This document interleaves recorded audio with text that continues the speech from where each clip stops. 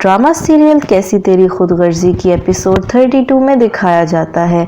महक और शमशेर शॉपिंग करने के बाद महक के माँ बाप के घर जाते हैं और शमशेर उनसे कहता है कि आज मुझे मेरी पहली तनख्वाह मिली थी, इसलिए मैंने कुछ चीज़ें आपके लिए खरीदी हैं।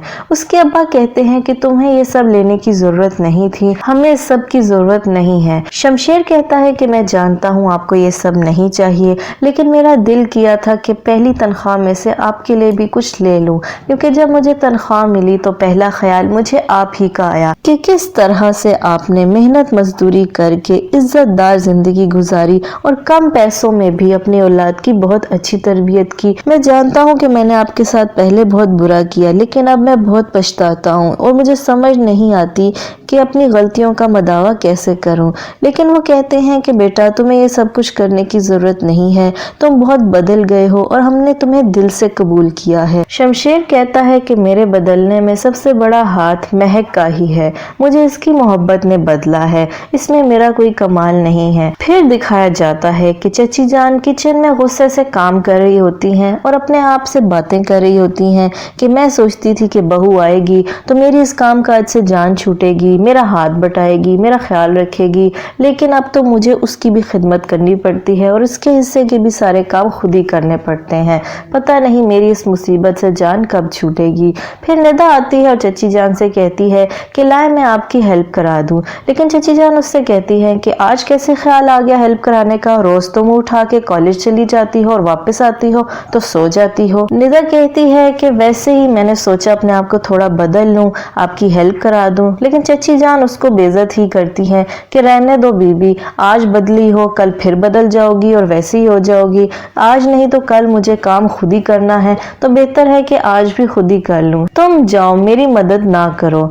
निदा को बहुत गुस्सा आता है और वो दुखी होकर वहां से चली जाती है। फिर दिखाया जाता है कि एहसन ऑफिस में होता है और उसको फरवा की बहन की कॉल आती है। वो उससे कहती है कि मैं तुमसे मिलना चाहती हूँ, फिलहाल तुम्हारे लिए ये जानना काफी है कि हम तुम्हारी मदद कर सकते हैं महक और शमशेर को अलग करने में। एहसन उनसे मिलने जाता है और कहता है कि अब बताएं कि क्या मामला है। वो उसको कहती है कि हम दोनों का मकसद एक ही है, तुम भी महक और शमशेर को अलग करना चाहते हो और हम भी।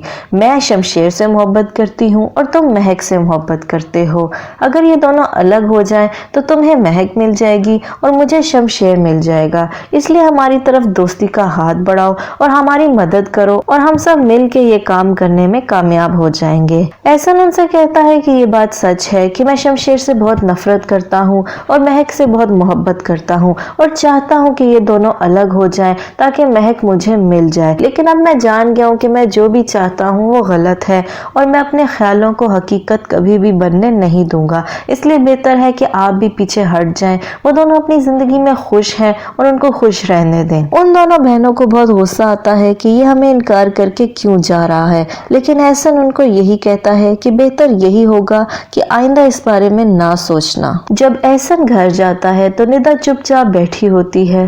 फिर एहसन उस पर तंज करता है कि आज मुझसे कोई शिकायतें नहीं करोगी, लेकिन निदा कहती है कि नहीं मैं कोई शिकायत नहीं करूंगी। एहसन कहता है कि क्यों, ऐसा क्यों हो गया है, पहले तो मैं जब भी ऑफिस से आता था मेरा दिमाग खा जाती थी कि आज मेरे साथ ये हो गया वो हो गया, मुझे इतना तंग करती थी।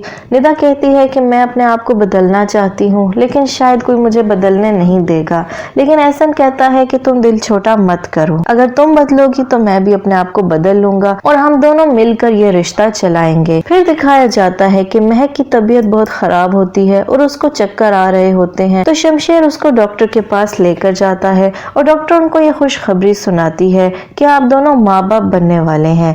ये सुनकर वो दोनों बहुत खुश हो जाते हैं। फिर बाबा साहब का सीन दिखाया जाता है और वो अपनी बीवी की तस्वीर से बातें कर रहे होते हैं और उससे कहते हैं कि शमशेर मेरा छोटा और लाडला बेटा है, बल्कि वो तुम्हारा तो बहुत ही लाडला था, मुझे भी उससे उतनी ही मोहब्बत है जितनी तुम्हें थी और वो मुझे बहुत یاد بھی آتا ہے، لیکن میں کیا کروں، میں ہار نہیں مان سکتا اور میں مہک کو اس کی زندگی سے نکال کر ہی رہوں گا، اور میں نے اس کا سارا انتظام بھی کر لیا ہے۔ پھر وہ اپنے آدمیوں کو کال کرتا ہے اور ان سے پوچھتا ہے کہ تم لوگ تیار ہونا۔ وہ کہتے ہیں کہ مالک ہم تیار ہیں، آپ فکر نہ کریں، جیسا آپ نے کہا تھا ویسا ہی ہوگا۔ شمشیر مہک کو آفس چھوڑتا ہے اور خود بائک پر بیٹھ کے جانے لگتا ہے، لیکن وہ ٹارگٹ کلر آتے ہیں اور مہک پر فائر کر دیتے ہیں۔ یہ شمشیر دور سے دیکھ لیتا ہے اور وہ فوراً مہک کے آگے آ جاتا ہے اور گولی مہک کی بجائے شمشیر کو لگ جاتی ہے اور شمشیر بے ہوش ہو جاتا ہے۔